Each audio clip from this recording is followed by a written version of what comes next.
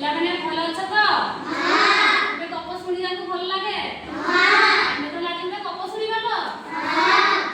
ଆମେ କାହା ବିଷୟରେ ଜାଣିବାକୁ ନା? ଆଜି ଆମେ ଜାଣିବା ଠେକୁଆ, ମାଙ୍କଡ଼, ଗୁଣ୍ଡୁଚି ମୂଷା ଆଉ ହାତୀ।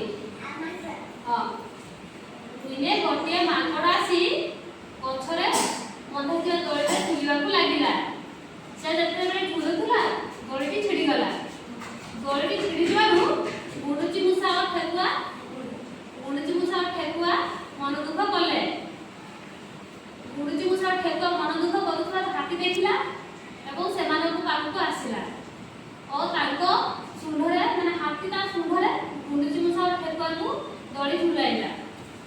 ଗପଟି ଏତିକି। ତାକୁ ଏବେ ପ୍ରଶ୍ନ ପଚାରିବି।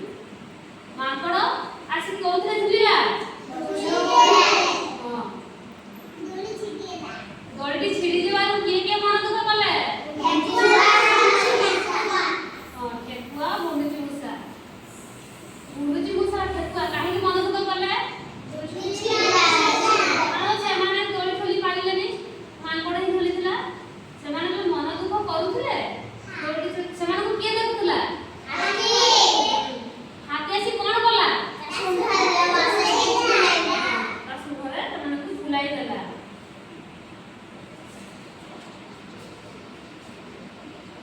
ସେ ଦୁଇ ଜଣ ଶୁଣ୍ଢରେ ବସି ଯୋଉ ଝୁଲିଲେ ଖୁସି ହେଇଥିବେ ନା ଖୁସି ହେଇନଥିବେ?